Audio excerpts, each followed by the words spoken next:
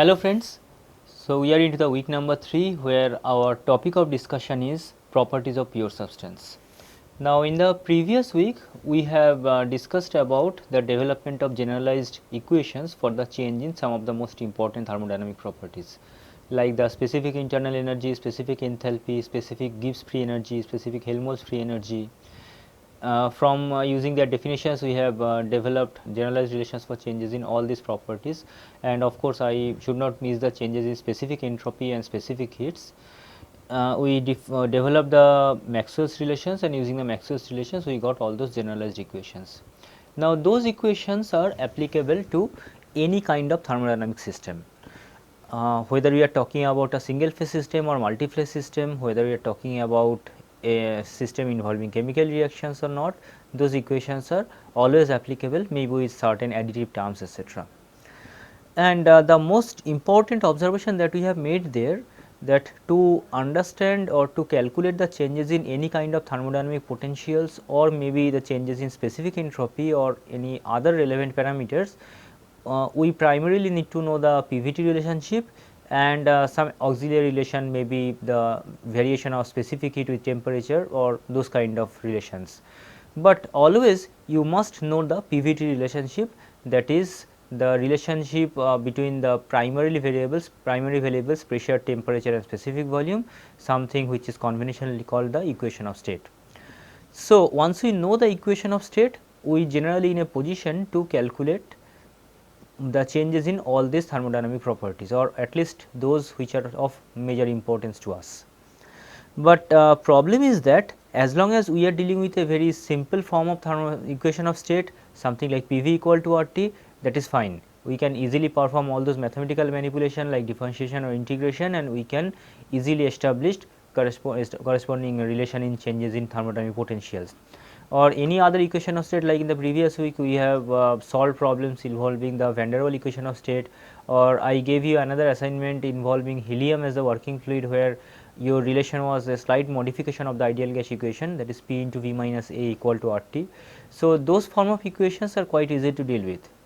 But in several thermodynamic systems we can encounter equation of states which can be extremely complicated. They may involve higher order terms, higher order exponents of temperature or pressure, making them quite difficult to deal with in terms of mathematical point of view. Say for example, if we consider a very simple thermodynamic system, say we have a fixed container, a rigid container housing a particular mass of water. Now, this is a closed system also with fixed wall, non-movable wall, therefore, no moving boundary work involved. Now, if we are adding heat externally to that particular system, then it is being subjected to energy interaction in the form of heat transfer between system and surrounding. There is no work transfer, but there is heat transfer into the system, and because of that heat transfer, from first law we can easily say that there will be a change in the total energy content of the system, primarily in the internal energy of the system, which will be manifested in the form of changes in temperature of the system. This is an example of a sensible heat addition, that is the amount of heat that is getting added, that is directly getting manifested in the form of changes in temperature of the thermodynamic system. So, it is a very simple thermodynamic example, its practical application you can see in several cases. Just for making a cup of tea at your house, we have to boil water or we have to heat some liquid up to a certain temperature. But even in such situations also, the equation of state can be a quite complicated one. Like as we have seen, if we are dealing with an ideally incompressible substance, then we get very easy form of equation of state, du equal to Cv dt, dH equal to Cp dt, etc. Cp minus Cv equal to R, but truly speaking, no real substances are perfectly incompressible. Whatever small may be, but there is still some effect of pressure, and therefore, to correctly encounter that particular effect of pressure, we often have to deal with very large orders like 20th order, 25th order exponents or polynomials in terms of both temperature and pressure.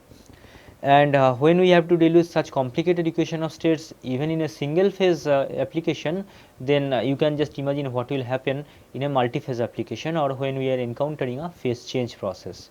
It is extremely difficult to define proper equation of state for phase change processes, almost impossible in most of the situations, and even if we can define one such equation, that will be very much situation restricted. And therefore, though it seems very attractive that the knowledge of PVT relationship allows us to calculate the changes in all properties, but in several cases, because of the complicated form of equation of state that we get, we may have to restrict ourselves on some thermodynamic tables. Tables where the data for a given thermodynamic state has already been given, either through some kind of detailed mathematical manipulation, maybe something done using high performance computers, or sometimes just experimentally measured data points or experimentally measured data values. And that is precisely what we are going to learn in this particular module, where we are going to talk about the pure substances, particularly the phase change processes associated with the pure substances, and then we shall be seeing how to make use of the data tables to get the properties of those pure substances during a phase change process or maybe during single phase operation. But to start with, we first of course have to define what do we mean by a pure substance. A pure substance refers to a substance which is having an uniform chemical composition throughout the thermodynamic system. That is, the chemical composition has to be uniform, and that is a very important term to have. We are not talking about difference in terms of its physical shape, different in terms of its phase, but we are talking about difference in terms of chemical composition, or I should say uniformity in terms of chemical composition. Say for example, the uniform chemical composition we can still get even when we are dealing with a homogeneous mixture of various chemical elements or compounds, like this particular one. Here we have two boxes, one completely filled with nitrogen. Now, nitrogen is having an uniform chemical composition, so throughout the box, from wherever you may take a sample, you are going to get the same chemical composition. Then what about air? So, this particular one definitely is a pure substance, but what about air? Air is not a single substance, rather it is a mixture. It is a mixture of various gases, various common gases, primarily nitrogen and oxygen, but there also may be small quantity of carbon dioxide, water vapor and several other gases. So, it is a mixture of gases. Then should we call it a pure substance? That is where the second line comes into play, where you are talking about a homogeneous mixture, means everywhere we should have the same mixture composition, and that means if we take a sample, say somewhere from here, another sample from here and another sample from here, for this particular box we are most likely to get the identical chemical composition or identical mixture composition from each of these sample data points, and similarly we can collect data from any point anywhere in this particular system and we should get the same mixture composition. Then we can also call this one as a pure substance, because the chemical composition is not varying. Despite it being a mixture, the chemical composition is not varying with space. Whatever chemical composition or mixture composition you are having at one particular point, the same prevails throughout the domain. There can be another scenario when we are talking about a homogeneous mixture of two or more phases, like this example. Look at the first situation here. Here we are having a mixture of liquid water and water vapor. Something like again we have a closed container, and in this container we are having liquid water which is being heated to produce water vapor. So, partially this container is filled with the liquid phase and partially with the vapor phase. So, they are having different phases and physically they look different. If you take a sample, say somewhere from here, you are going to get liquid water, and if you take another sample from here, you are going to get the water vapor. However, what about their chemical composition? Their chemical composition is same, because we are talking about the same H2O molecules only. So, from this particular position, whatever chemical composition or whatever molecular structure that you are going to get the same molecular composition there as well. So, this one also qualifies as a pure substance. So, pure substance can be a homogeneous mixture of various chemical constituents, or can be a homogeneous mixture of two or more phases of the same substance. The same thing can prevail when you are talking about a mixture of say liquid water and ice in a closed container, maybe inside an insulating container. Here again, despite having different physical phases, we have the same chemical composition, and so that mixture of water and ice can also be treated as a pure substance. Then what about this one? It is a mixture of liquid air and air in vapor or gaseous state. Now, how we can visualize this? Let us take a sample of air under atmospheric condition, and that fixed quantity of air is enclosed inside a container. Now, we are reducing the temperature inside the container. If I keep on reducing the temperature of this container, then what will happen? If we do the same experiment with water vapor and constantly reduce its temperature, then at some point the water vapor starts changing its phase. The same thing should happen with air, but problem with air is it's a mixture, and all these constituents doesn't have the same temperature as which should mark the phase change. The boiling point of oxygen, the boiling point of nitrogen, they are not same.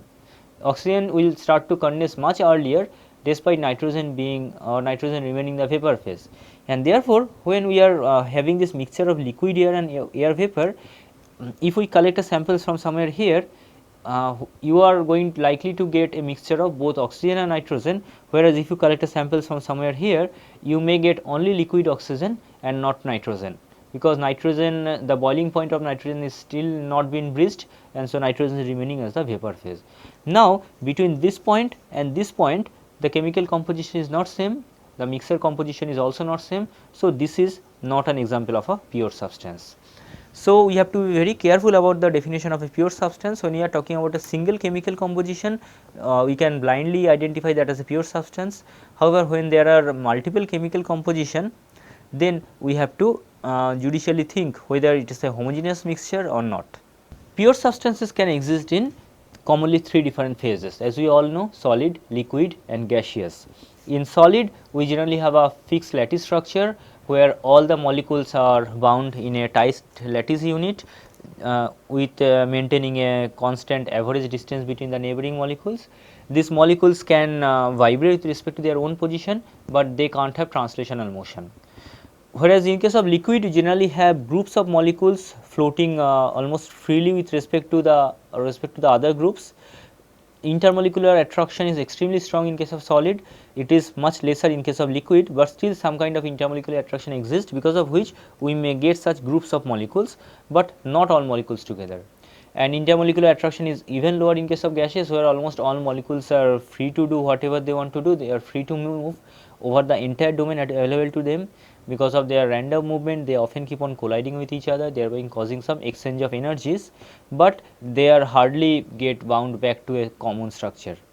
So, the intermolecular attraction is the highest in case of a solid, the lowest in case of a gaseous medium. And a pure substance can undergo phase change processes as well. That is, its phase can change from solid to liquid or vice versa, similarly liquid to vapor or vice versa, or in certain special cases it can also change from directly from solid to vapor or vice versa. We shall be shortly be seeing the condition for which we get this.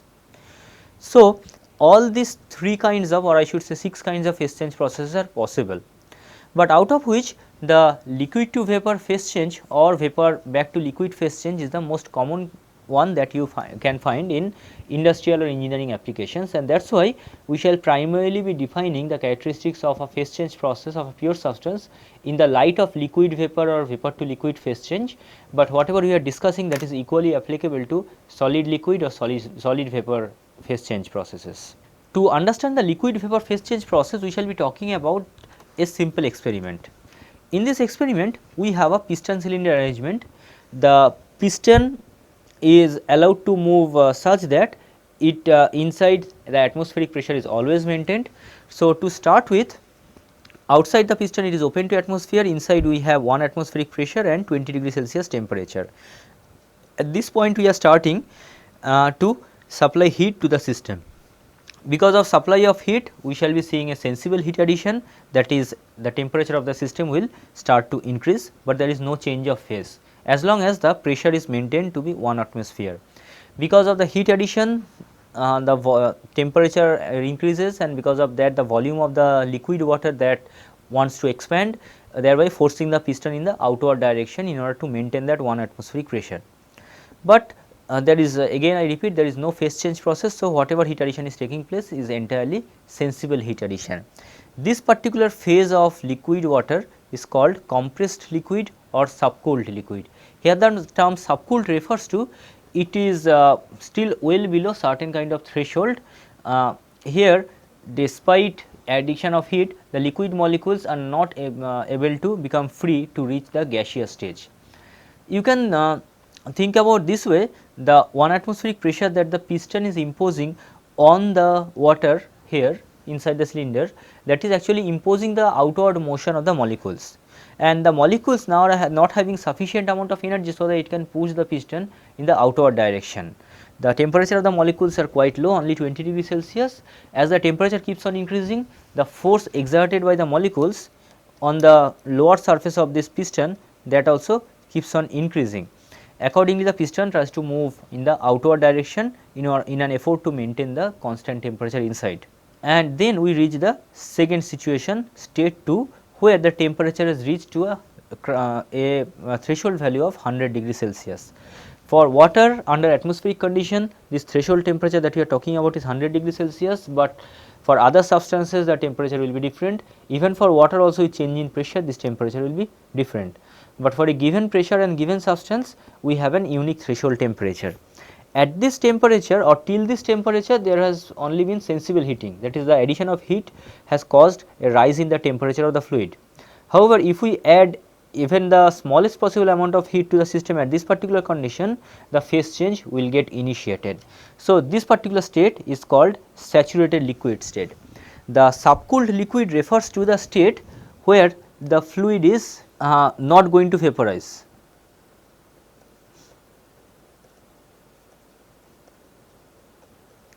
The fluid is not looking to vaporize, at least immediately, but when it reaches the saturated liquid state, it is about to vaporize. So, the compressed or subcooled liquid state here expands from that 20 degrees Celsius, that starting temperature, to that 100 degrees Celsius, the threshold.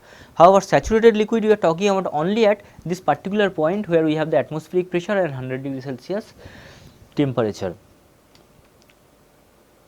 Then with further addition of heat, the phase change starts, and if we monitor carefully, then after some time you may find that we have two distinct layers, one layer of liquid and another layer of vapor, but the pressure and temperature that remains constant during this particular process. Of course, liquid and vapor have different properties, but the temperature and pressure will not change, and this particular state we call the saturated liquid vapor mixture, because here we have liquid and here we have a vapor, and we are getting this mixture at a constant pressure and temperature, the pressure and temperature which it attained at the point of saturated liquid.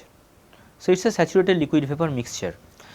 As we keep on adding the heat, the fraction of vapor in the mixture keeps on increasing, and then we shall be reaching a state which is just opposite to state number 4, where the entire system is filled up with vapor at 1 atmospheric pressure and 100 degrees Celsius. This particular state is called saturated vapor.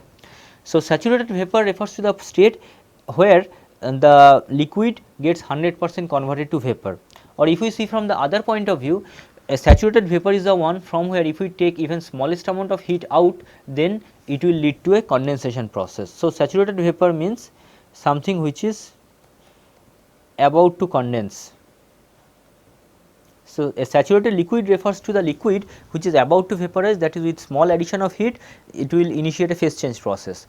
Similarly, a saturated vapor refers to the vapor which is about to condense, with small amount of heat removal from the system, it will lead to the condensation process.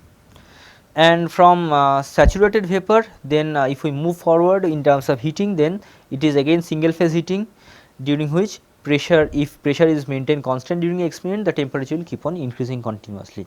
This state is called superheated vapor state. So, superheated vapor state refers to the state beyond this critical temperature, or beyond, I should say, the threshold temperature.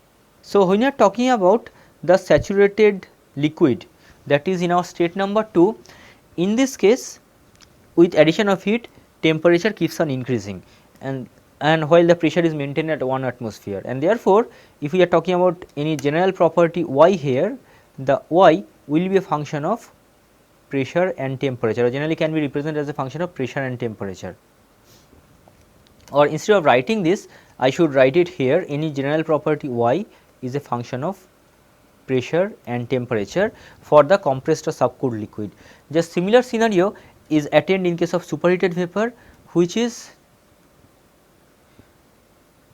not going to condense on removal of heat. So, in this case again the y is a function of pressure and temperature, but the saturated liquid state that you are talking about, for a given pressure value there is only a single temperature, like it is 100 degree Celsius for water under atmospheric pressure. So, here you are talking about a single temperature for a given pressure, and therefore, this temperature that you are talking about is a function of the pressure in case of a saturated liquid. And then same applies for the saturated vapor, because here again it is just the opposite scenario of the saturated liquid, and inside the mixture both temperature and pressure remains constant. So, we can combine all these 5 situations into a TV diagram, where T in the vertical axis, V in the horizontal axis. This is the point from where we have started our experiment. As the temperature of the subsystem that keeps on increasing, it passes to the compressed liquid level with continuous rise in its temperature and specific volume to reach this state number 2. In state number 2, it reaches the saturated liquid state. From there we have the state 3, which is the saturated mixture state, and ending up at state number 4, which is the saturated vapor state. With further addition of heat, further increase of temperature, the saturated vapor state gives rise to the superheated vapor state. So, these are the 5 different stages that we can identify during the liquid to vapor phase change process, or you may say that there are 3 primary stages: the compressed liquid stage, the saturated liquid vapor mixture stage, and superheated vapor stage. This the saturated liquid state is the state which signifies the end of state 1 and beginning of state 3. Similarly, the saturated vapor state, that is stage 4, indicates the end of state 3 and starting of state number 5. And in this context we get the definition of saturation temperature and saturation pressure. Saturation temperature refers to that threshold temperature that we are talking about for a given pressure. So, at a given pressure the temperature at which a pure substance changes phases, that is called the saturation temperature, but we can also get it corresponding to pressure, that is by maintaining the temperature constant. If we vary the pressure, we can get the similar effect, and that pressure is called the saturation pressure. So, at a given temperature the pressure at which a pure substance changes phase, we call that a saturation pressure. This saturation temperature and saturation pressure are functions of each other, that is for a given pressure saturation temperature of a substance is fixed, like we have seen for water under atmospheric condition saturation temperature is 100 degree Celsius. So, the saturation temperature can be written to a function of the saturation pressure alone, or conversely we can write the saturation pressure is a function of the saturation temperature alone. So, they can be represented by a line like this, where with increasing saturation temperature, saturation pressure also keeps on increasing. Saturation temperature of course is a strong function of pressure. This is a table for water. As you can see, for 100 degree Celsius the saturation pressure is 101.4 kilopascal, which is basically the atmospheric pressure. In fact, the idea or the essential scale was defined using the value of this particular value itself, where the saturation temperature of water under atmospheric pressure was marked as 100, whereas the saturation temperature corresponding to the melting point corresponding to the atmospheric pressure was marked as 0 degrees. You can see as the pressure keeps on increasing, saturation temperature also keeps on increasing. Like if your pressure is 8.5 megapascal, the saturation temperature can be as high as 300 degrees Celsius. Similarly, any factor which leads to a change in the saturation pressure can cause a change in the saturation temperature. Like for example, here I have a table which signifies or which lists the change in atmospheric pressure with elevation. Correspondingly, the saturation temperature also keeps on changing. This particular information, that is saturation pressure and saturation temperature functions of each other, is very important in a practical application point of view. In fact, whenever two phases are existing together, we can easily say that they are under saturated condition, and therefore, as long as the phase change process will go on, the temperature will not change, temperature and pressure both. Therefore, if we have to maintain a constant temperature at a particular surface, the easiest way is to do that applying some kind of phase change process which suits this particular kind of application. Now, earlier we have drawn the TV diagram only for a single case, which was for atmospheric pressure or 0.1 megapascal, and here we have seen that initially you have a compressed liquid zone during which temperature increases rapidly along with the specific volume, and then we reach the saturation temperature. So, this is the saturation temperature. From this point we have the phase change process going on till we reach this point where we have the saturated vapor zone, and then we have the superheated vapor zone. But if we change the pressure and do the experiment or repeat the experiment for some other pressures, you will get the similar trend. Like if we increase the pressure to 1 megapascal, then you will can find that there is same trend. However, the distance or the between the saturated liquid point and saturated vapor point has decreased significantly. Or if we mark that V1 as the specific volume corresponding to saturated liquid and V2 as the saturated vapor specific volume, then the difference, that is V1 to that is V2 minus V1, that keeps on reducing with increase in pressure. Similarly, if we go to 8 megapascal, there you can see it is even shorter. The distinction between these two phases, that keeps on coming down. On the contrary, if we increase the if we decrease the pressure to this level, then you can see this is saturated liquid point, this is saturated vapor point, the length of the line has increased. So, the phase change is taking more energy and it is slower process, and this particular trend keeps on continuing till we reach this particular scenario, a pressure of 22.06 megapascal. So, as we are moving in the higher pressure zone, the distance between the liquid and vapor is reducing, signifying that the distinction between liquid and vapor is gradually diminishing, and at this particular point, which we are marking as a critical point, the distinction between liquid and vapor is non-existent, that is both liquid phase and vapor phase are identical to each other. And if we do the experiment now for a pressure higher than critical pressure, then there will be no phase change at all. So, for pressure lower than critical pressure, you can see there is a distinct phase change during which there is change in all the property values. However, when we reach the critical pressure level, then the distinction between vapor and liquid vanishes or that reduces to a single point. And if we increase the pressure even further, then there is if we increase it even further, then there is no phase change process, just temperature or energy content of the system keeps on increasing continuously. So, critical point is a very important point in a way to identify the nature of a system. So, just take the example of this particular pressure level where the pressure is lower than critical pressure. Your initial system is at this particular point, and now slowly you are removing heat from this. Then what path it will follow?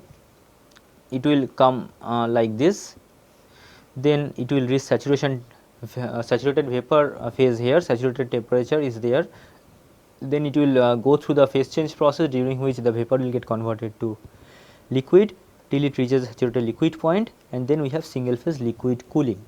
However, if the same process we are starting at this point and moving again along a constant pressure line, then what will happen? Here the temperature of the substance that keeps on reducing in this direction, but there is no exclusive phase change, it just continues in this way. So, this scenario, that is P greater than P critical, we call it a supercritical pressure level. At supercritical pressure level, there is no distinction between liquid and vapor phase. However, as long as we are working under work for a pressure below critical pressure, we shall be having a distinct phase change process.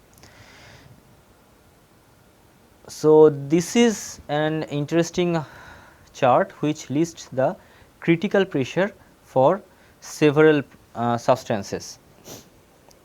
Just see, for water the critical pressure or critical temperature is 647.1 Kelvin, critical pressure is 22.06 megapascal. So, which is quite high. We have extremely high pressure and temperature for water to at the critical point, and therefore, under normal atmospheric condition, normal atmospheric pressure levels, water goes through the phase change process. However, if you are talking about a substance, say example for hydrogen. So, where is hydrogen in the list? This is the hydrogen. So, for hydrogen you can find the critical point temperature is only 33 Kelvin, but pressure is reasonably high, 1.3 megapascal. So, its temperatures being so low, under normal atmospheric condition it always remains as a supercritical condition, at least in terms of its temperature. And when a substance is in supercritical condition, then it can't undergo any phase change, and therefore, this critical point quite often serves as an important guideline, or should say critical temperature serves as an important guideline about which one we should call as vapor and which one we should call gas.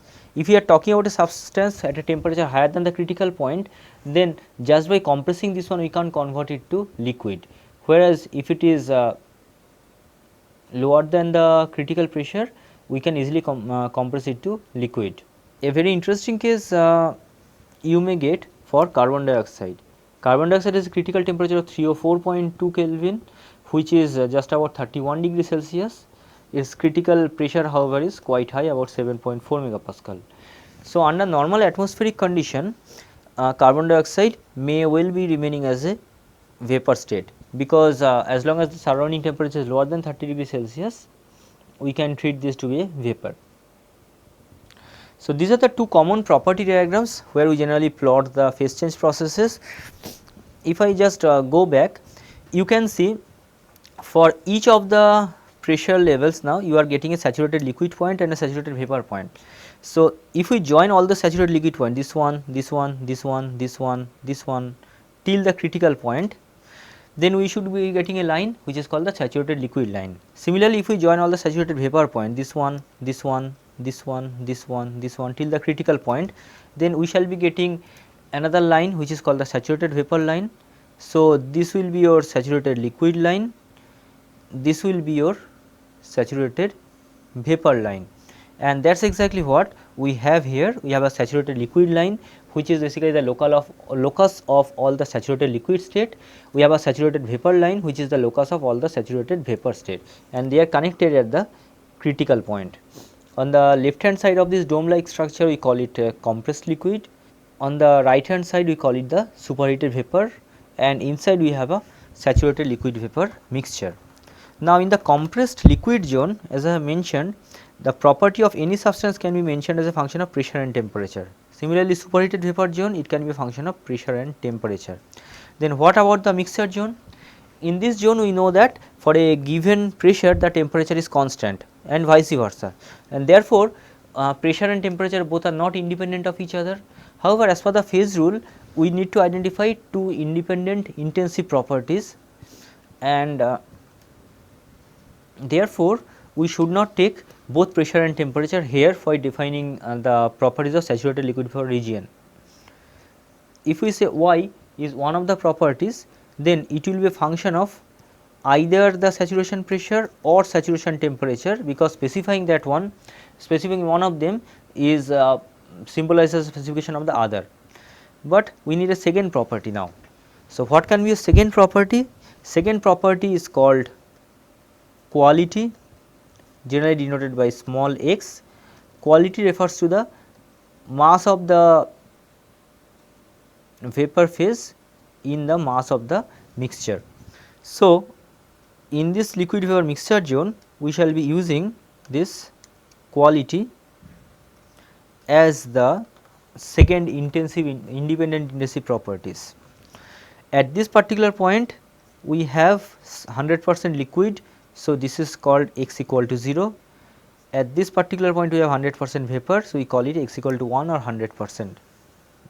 There is another diagram which is again very common, is the PV diagram. In case of PV diagram, here we follow a constant temperature line. Let us start from this point onwards and maintain the temperature constant. So, at this point, if we keep on reducing the temperature of the substance, or reducing the pressure of the substance continuously, then what will happen? As the pressure reduces, the substance will expand in its volume. So, moving in this direction gradually until it reaches the saturated liquid state.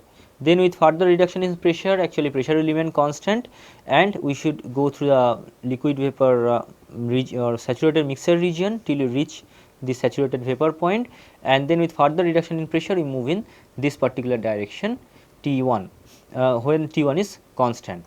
So, we can, so from a given state we can identify or we can achieve the phase change process by varying either pressure or temperature.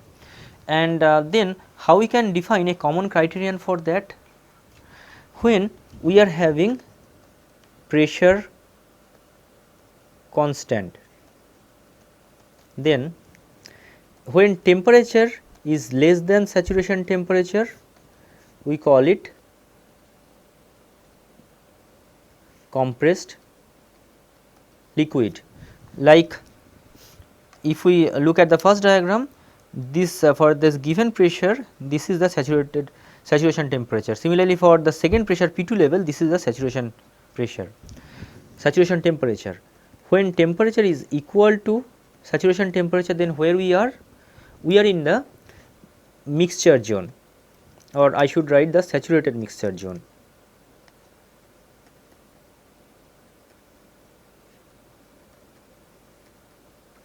Now, we can still be at x equal to 0, that is saturated liquid state, or x equal to 1, the saturated vapor state, but these two endpoints are also part of the saturated mixture. And when temperature is greater than saturation temperature corresponding to that pressure, then what we shall be having? We are into this superheated vapor zone. Then what about in terms of pressure? That is when temperature is constant, then what we can say? We can have again three scenarios: pressure less than saturation pressure, pressure equal to the saturation pressure, or pressure greater than the saturation pressure. So, when pressure is equal to saturation pressure, we know that that is saturated mixture. Now, which one is compressed liquid and which one is superheated vapor among these two? Just look at this diagram, the PV diagram. For this given temperature T1, this is your saturation pressure P sat corresponding to T1. So, in the compressed liquid zone, what about the pressure? It is higher than saturation pressure or lower than saturation pressure? It is higher. So, when pressure greater than saturation pressure, we have the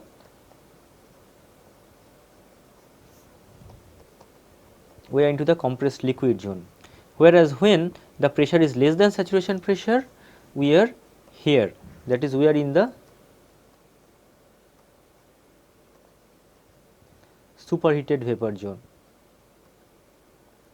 So, just from the knowledge of pressure and temperature values and by getting either saturation temperature or saturation pressure, we can easily identify each of the three states.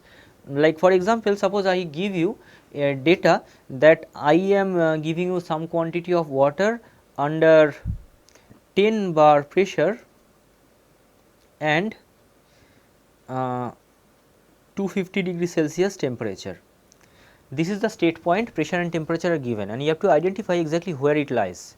So, what you should do is to get the saturation temperature corresponding to this pressure, corresponding to this 10 bar. There graph that I have shown you, there are standard tables which we shall be discussing in the next week, or sorry, in the next lecture, but some sample examples I have given in the previous slide itself. If we can from some tables etc., if we can get the value of this saturation temperature corresponding to this pressure, then we have to use these criterions. That is, if this 250 degree Celsius is greater than this, then we know it is superheated vapor. If it is less than this, it is compressed liquid or subcooled liquid, and if it is equal to this 250 degree Celsius, the saturation temperature, then we are in the mixture zone, that is saturated liquid vapor mixture region, and we may be having a phase change process going on. Now, I would also like to mention here why you are calling it compressed liquid. The term subcooled is quite logical, which refers to temperature lower than saturation temperature, but compressed actually is referred to this particular condition, pressure greater than saturation pressure. Here the system is being subjected to a pressure greater than its saturation pressure, and that is why we call it a compressed liquid. Whereas in the superheated vapor zone, though there is nothing called expanded vapor kind of term, but here the pressure is lower than the saturation pressure. So, these are the two most common diagrams that we use to represent the liquid vapor phase change processes, either liquid to vapor or vapor to liquid. And now we know that from the knowledge of pressure and temperature, how we can identify the state in any one of the three regions, and also we have been introduced to this concept of this quality of as the second intensive property to characterize the mixture zone. Use of this quality we shall be learning in this next lecture. Now, we have so far talked about the liquid and vapor phases, but quite often we may have to encounter the three phases simultaneously, and then we can expand our diagrams, PV or TV diagrams, to incorporate the solid phase as well. Here I have put only the solid PV diagram. Let us say we start at a point like this and move along a constant pressure line. So, if we are moving in this direction starting from a superheated vapor state, then as the energy is taken out of the system, its volume will reduce till it reaches this particular situation, which is what we call this the superheated vapor zone or superheated saturated. I should say we started with superheated vapor and now we reach the point which is the saturated vapor. Then with further removal of energy, it will go through the phase change process, vapor getting condensed back to liquid till we get to 100% liquid point. So, what we call this state? The saturated liquid state. Now, with further removal of energy, there will be further reduction in the specific volume and we are into the subcooled or compressed liquid state, and this will continue till we attain the melting point temperature. Here one thing is important to know that here for the vapor phase we are having this much of change in specific volume, whereas for liquid we are having only this much, but corresponding change in temperature may not be. It is not that the change in temperature for the vapor case is much larger compared to the liquid, rather it can completely be opposite, but liquid is mostly incompressible and therefore the change in its volume because of the change in temperature is quite small. Now, once we attain the melting point, then it will go through a phase change process again, during which again the temperature and pressure both remains constant. This is the point where we reach the 100% solid point. So, this particular point can be identified as the 100% liquid in terms of the solid liquid phase change. Similarly, this point is 100% solid where the phase change is completed. We can define a quality in like the previous case here as well, where quality can be just a fraction of liquid in the total mixture or mass fraction of liquid in the total mixture. Then with further removal of energy, we have temperature going down for the solid phase. So, this is the way we can plot the diagram for diagram involving all the three phases. But as we keep on reducing the pressure, we may reach a situation like this, where along a particular line all the three phases can coexist in equilibrium. That particular line is called triple line. Above the triple line, like we can see the liquid vapor phase change is going on. Maybe if we are having somewhere here at this particular specific volume and pressure level, at this particular state point we have liquid vapor existing in equilibrium and also solid vapor mixture existing in equilibrium. So, triple line refers to the line along which all three phases can simultaneously exist in equilibrium. Like if we talk about this particular line, liquid and vapor can coexist in equilibrium under saturation. If we talk about say this particular line, along this line solid and liquid can exist in equilibrium. Similarly, if we talk about say this particular line, solid and vapor can coexist in equilibrium, but along the triple line all three phases can coexist in equilibrium. This triple line therefore is an important concept. We can see that the solid to vapor phase change is possible only when your pressure is below the pressure corresponding to the triple line. Therefore, when we are at a pressure level above this triple line level, like if we extend this particular pressure, often called the triple point pressure or triple pressure. So, once we are at a pressure above the triple pressure, then we can have solid to vapor conversion only through liquid, that is the solid has to get converted to liquid first and then that liquid will get converted to vapor. However, when we are below the triple point pressure, then solid can directly get converted to vapor and liquid is non-existent, liquid state can't exist below the triple point. So, this is the common diagram, common PV diagram involving all the three phases, but there is one exception also, or certain exceptions also, for substances which expands on freezing. Commonly we know that for all substances, as it freezes, the volume reduces, that is volume of solid is lesser than the volume of corresponding liquid, or conversely we can say that the density of solid is higher than the density of corresponding liquid. But that is not true for certain common kind of substances, for which density of solid actually is lower than density of corresponding liquid. Can you think about a common example? Definitely water. Water has its highest density at 4 degree Celsius, or smallest specific volume. Now, as the water temperature reduces from 4 degree Celsius to 0 degree Celsius, actually its density keeps on decreasing, or specific volume keeps on increasing, and once it gets converted to ice, then its specific volume is even higher, and therefore, liquid water at 4 degree Celsius is having a higher density compared to solid, and hence for water the solid contracts on freezing and leading to this kind of modification in the corresponding diagram.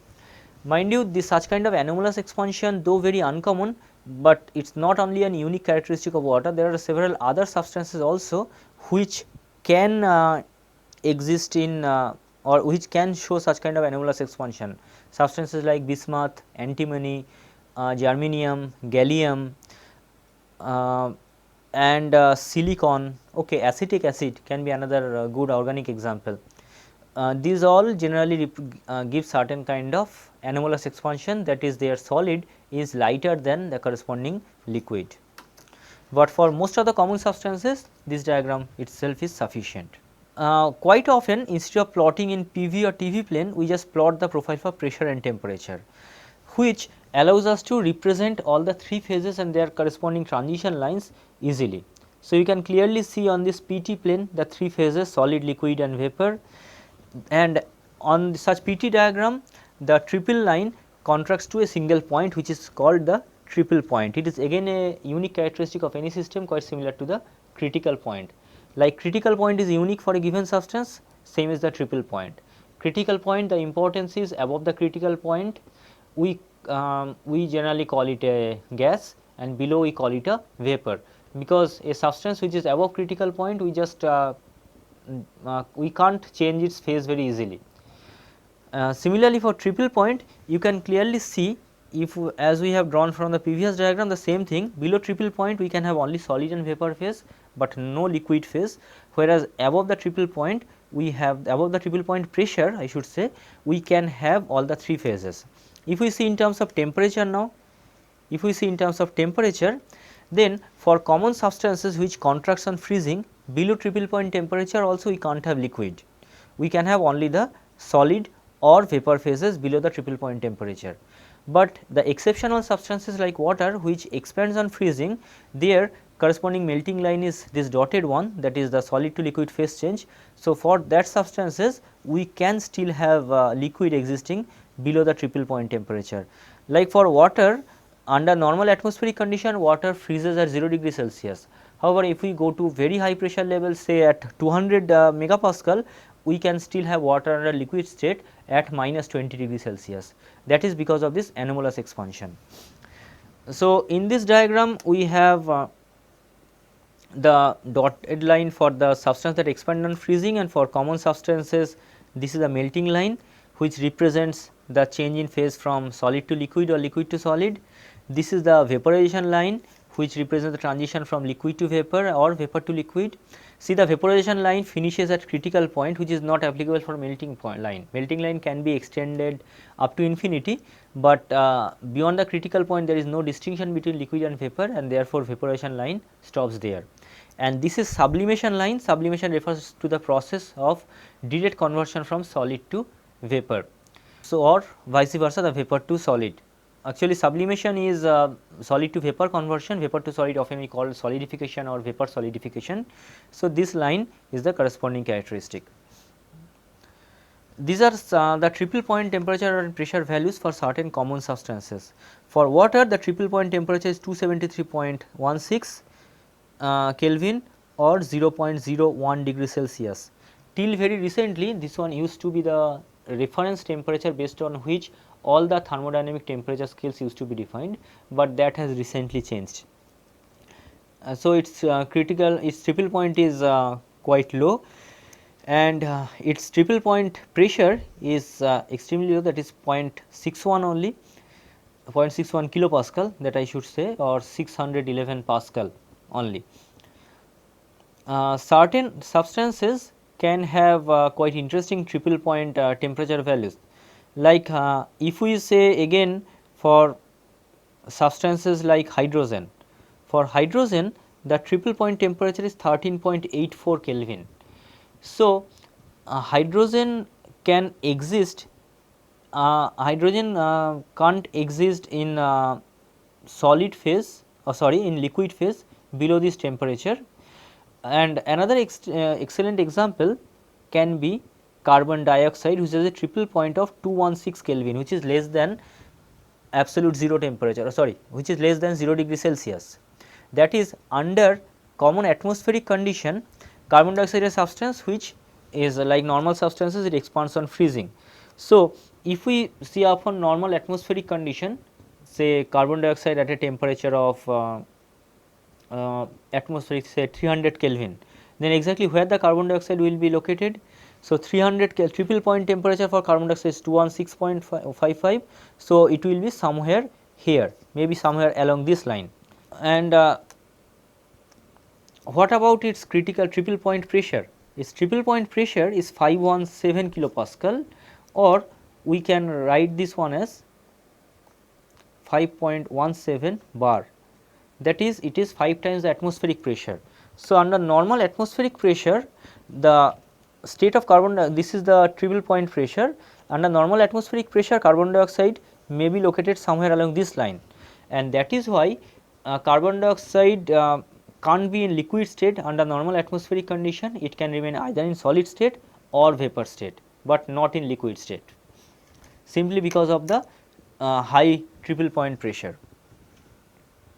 Quite often, instead of drawing separate PV, TV and PT diagrams, we represent them in a 3-dimensional plot like this. This is the plot for common substances that contracts on freezing, whereas this is for exceptional substances showing anomalous expansion which expand on freezing. The PV, TV or PT diagrams can be thought about the 3 projections of this particular thing. Like if we take the front view, if we talk about this particular one, if we take the front view, we are going to get the PV diagram, whereas if we take the side view from this side, then you are going to get the TV diagram. And this way we can get the projection for each of these diagrams or each of these 3-dimensional representation to plot all the 3 PV, TV or PT planes. So, that takes us to the end of our discussion for the day. We have actually tried to review the thermodynamic terms associated with a phase change process quite quickly. We defined the pure substance and then talked about the liquid vapor phase change process in detail, defining the concept of saturation pressure and saturation temperature, then leading to the concept of critical point, triple point. We introduced the diagrams, that is PV, TV diagrams, and even the PT diagrams also. The critical point is a very important criteria, I keep on repeating, which allows us to identify a substance which, whether that can be condensed on applying pressure or not. If required, I can discuss a bit more on the importance of critical point in the next lecture. Triple point is something that is associated with the simultaneous existence in equilibrium for all the 3 phases, and triple point for common substances allows us to understand whether we can have a liquid state or not. Like common substances like carbon dioxide, which has a high triple point pressure, can't be in liquid state under normal atmospheric condition, that is because of its triple point value. We have also discussed about the property diagrams, 3 diagrams, and also their combination in terms of a 3-dimensional projections. So, that takes us to the end of today's discussion. I would like to thank you for the attention, but I have gone through very quickly through today's topic because I hope in your basic thermodynamics you have already been introduced to these terms.